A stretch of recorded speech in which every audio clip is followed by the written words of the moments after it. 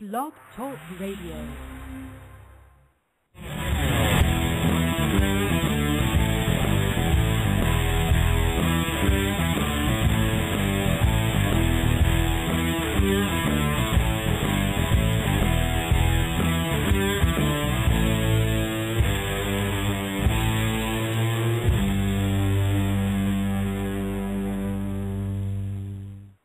Good evening, everybody, and welcome to another edition of Thursday Night Tailgate. I'm your host, Chris Mascaro, and tonight, Ange and I have another great lineup ready for you.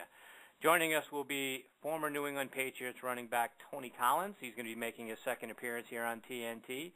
We'll also have a brief moment, hopefully, with fullback Jason McKie, who joined us last week, and he wants to share his outrage over what was the occurrence last Monday night, which I find very interesting today. A Chicago Bears fullback wants to come to the defense of the Green Bay Packers, which is an interesting twist. But hopefully Jason's going to have a few minutes to join us later here in the hour. We'll also have our regular spot with Bob Lazari right around 8:30, followed by former Steelers two-time Super Bowl champion tackle Marvell Smith. He'll join us late in this hour. And then on our 9 o'clock segment, the great Kyle Turley is going to be making his second appearance on the show as well. Kyle, a former Saints and Rams tackle, and now a music star who you can hear every week here as our outro music, his song We Ride. But Kyle's going to be joining us a little after 9 o'clock. Now, let's get the show rolling. We're going to welcome in my co-host, Angelo Kane. Ange, not only are we welcoming you back, but we're also welcoming back the real referees. How about that? Who would guess that we would ever be happy about referees? But apparently, right. That's something to rejoice about. Where are you guys been? We missed you. What's the over/under on when everybody is all up in arms about some blown call they made? What is that? A game? Two? No, second quarter tonight. I'm guessing. We'll be mad at some pass interference or holding call by the second quarter tonight. But you know what? On some level, I think everyone's going to be okay with that because at least we'll feel like, we got the genuinely bad refs, not just the bad refs. Right, exactly. I mean, I read something this week how I think you might have seen it too, but the Lingerie Football League had even fired some of the guys that were the replacement refs in the NFL. Right. I mean, that tells you everything right there. Yeah, it really does. I mean, it doesn't get any worse than that, right? If you can't make it in that sort of, WWE referee sort of league, boy, what the heck are you doing refereeing in an NFL game? But, it's the whole thing's crazy. And, on some level, I feel bad for the guys that kind of got thrust out there because at the end of the day, they were never qualified to be there. I mean, it wasn't like the guys from, Division I in college were going to make the step up because, just like we see now with the refs coming back, I mean, 2 seconds after that thing was signed, all those guys were going to be out of a job. And then, if they walked away, if they, left the NCAA to go to the NFL, and then now out of that job, it wasn't like they were going to go, everyone was going to take one step back down a level, to make room for the college guys to come back to resume their college careers. So, I mean, they were, the whole thing was just crazy. And, I got the game on here, on the NFL Network, and the referees walk out and they're getting a standing ovation. Oh, yeah, we'll see how that's going in about an hour and a half. Right. Everyone go back to hating these guys. But, yeah, right now they need to absorb the love because they're certainly getting a whole bunch of that. Let's start off by thanking our partners. We always appreciate them and the helping hand they give us. The folks here at Blog Talk Radio, Joe Williams and the guys at the Leatherheads of the Gridiron National Podcasting Network, our friends over at chattinginmanhattan.com, the Sports Geeks Radio Network, where you can find us every week at sportsgeeksusa.com, to Chad Payne and Brendan Kensel over at jocktalk.com, jocktalk, JOCKTALK, jocktalk.com. You can find us there. And to our friend Nick Ficarelli at the Sports Chronicles at sportscronline.com. So check all of those folks out. We couldn't do it without them, and we appreciate their support. So, and, this leads right into, our What's Driving Me Nuts. We haven't been in this segment for a couple of weeks, but, the What's Driving Me Nuts can be nothing more than, this whole referee situation, the debacle that was the call at the end of the game Monday night.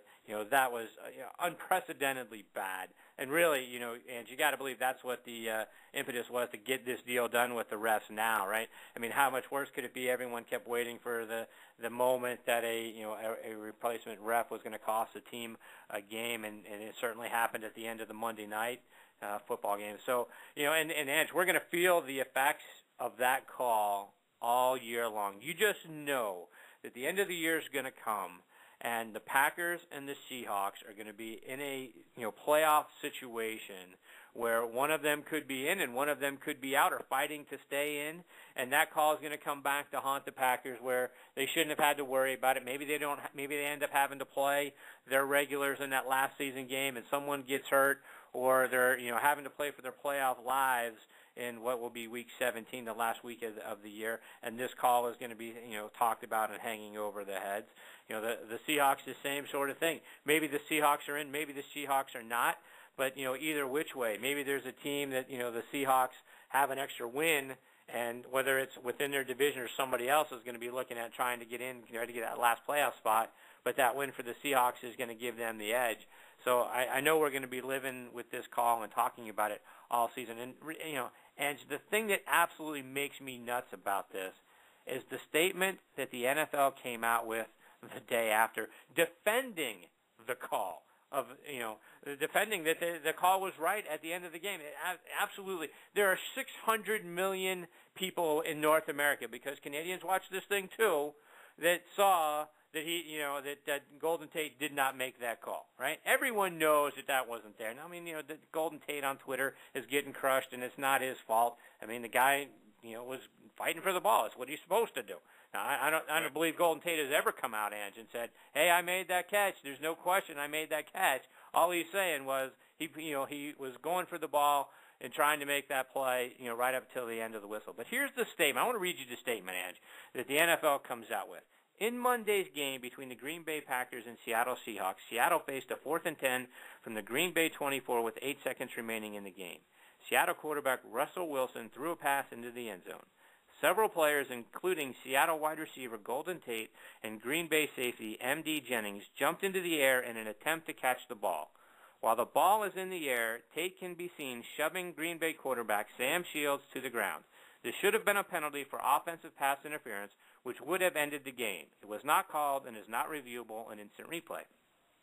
When the players hit the ground in the end zone, the officials determined that both Tate and Jennings had possession of the ball.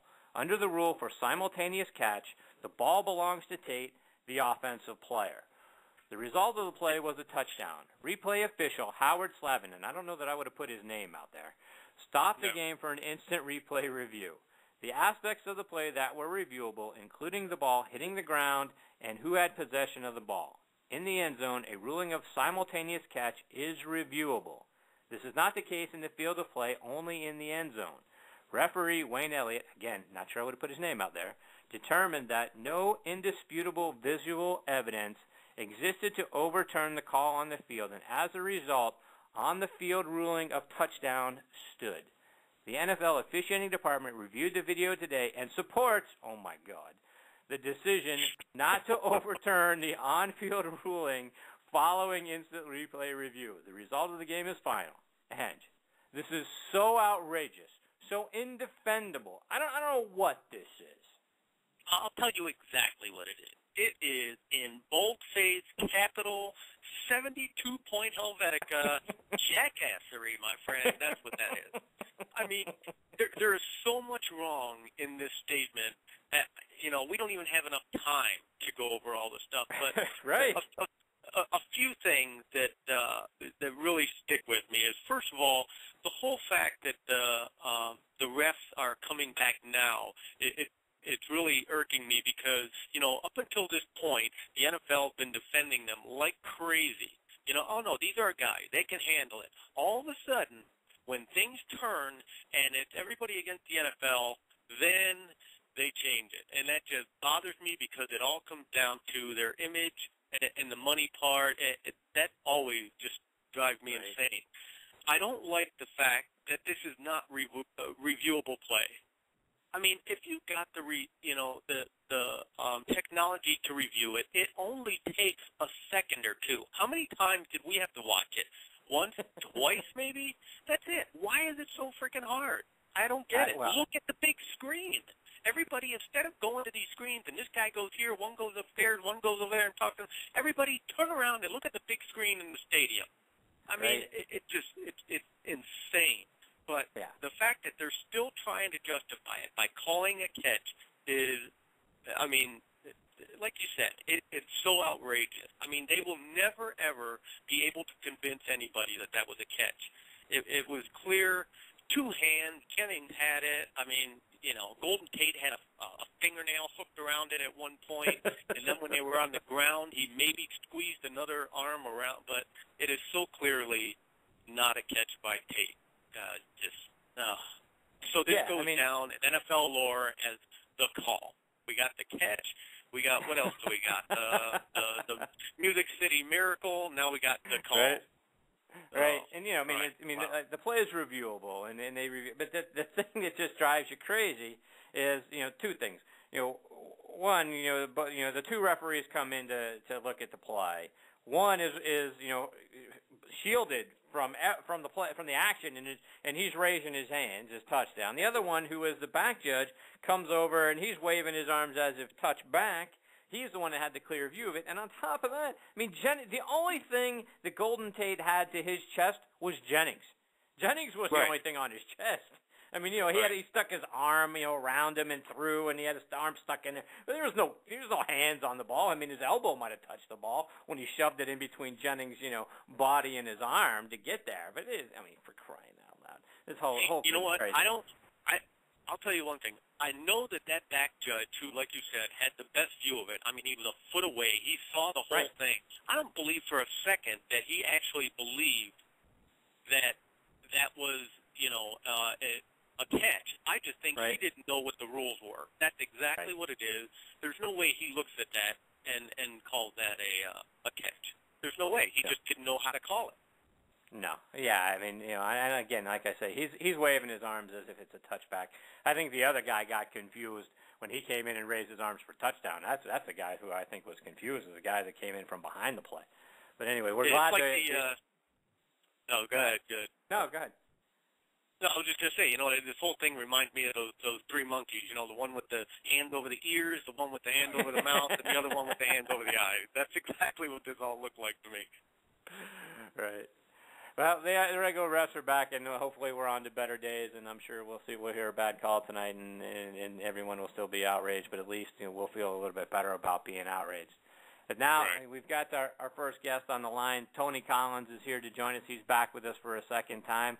To give you some background on Tony. Tony is from Angie's neck of the woods down there in Sanford, Florida. He was a second-round pick in the 1981 draft out of East Carolina by the New England Patriots. Tony played 8 seasons in the NFL, 7 in New England, 1 in Miami, rushed for just under 4,700 yards over his career, 32 touchdowns, 10 touchdowns coming in his Pro Bowl season of 1983. Tony also played 3 seasons in the Arena Football League from 91 to 93 for the Orlando Predators, Cincinnati Rockers, and Miami Hooters. And Tony is one of the most inspirational guys you'll ever want to meet. The guy fires me up every day when I read what he puts out there on Twitter. Tony, thanks for joining us again tonight. How you guys doing, man? No, we're all fired up. you guys